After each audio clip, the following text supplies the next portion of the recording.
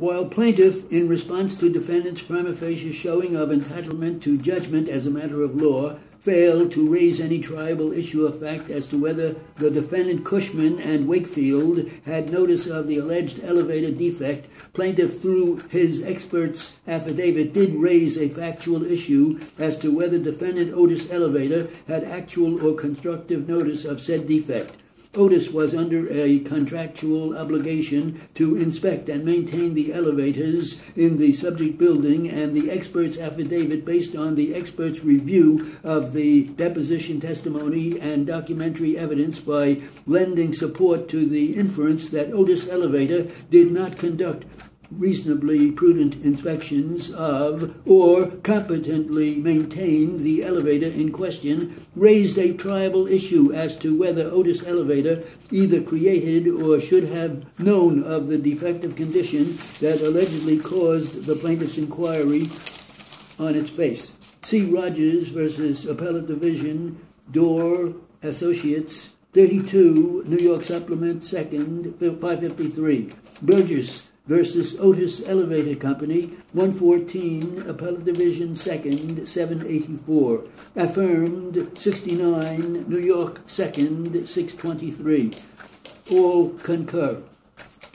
We dissent, however, and say that the defendant's motion for summary judgment dismissing the complaint unanimously reversed on the law. Defendant's motion denied, the complaint reinstated, and the matter remanded for further proceedings. Appeal from the order, the same court and justice entered June 14, 2001, granting re-argument, and upon re-argument, adhering to the court's previous determination, unanimously dismissed without costs as academic and moot in view of the foregoing. In addition to the admission by an unauthorized employee of the defendant that he had left the slick backing paper on the garage floor that caused plaintiff to fall, which the court properly found inadmissible, plaintiff presented his own testimony as well as the affidavits of his co-worker and supervisor, which were sufficient to raise a question of fact as to whether defendant created the dangerous condition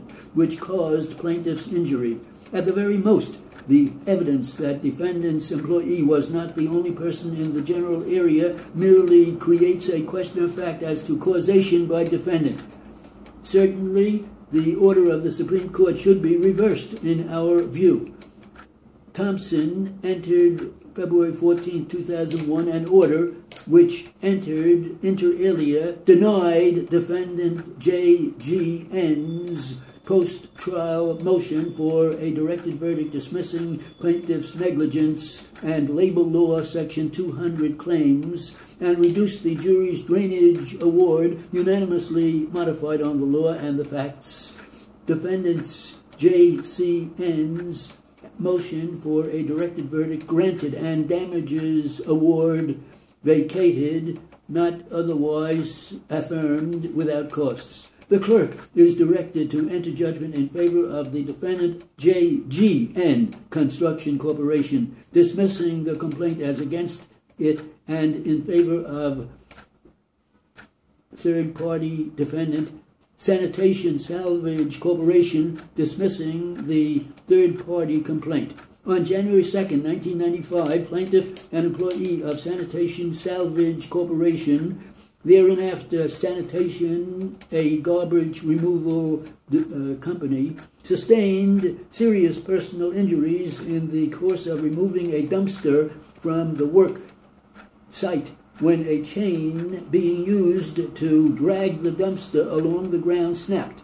Sanitation was hired by JGN Construction Corporation, thereinafter JGN, the general contractor, to remove construction debris from the work site.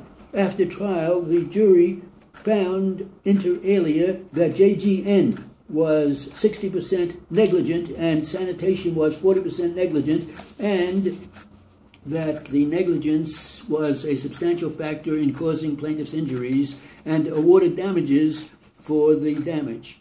Sanitation moved inter alia to set aside the jury's verdict of liability under common law negligence and labor law section 200. It cross-moved to set aside the verdict, and the plaintiff cross-moved for a directed verdict on his labor law section 241(6) claim against JGN.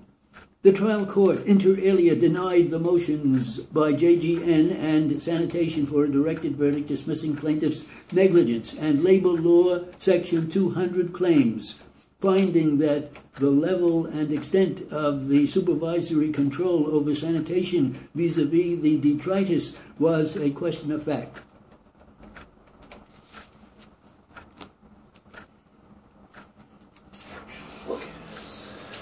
Look at this. Okay.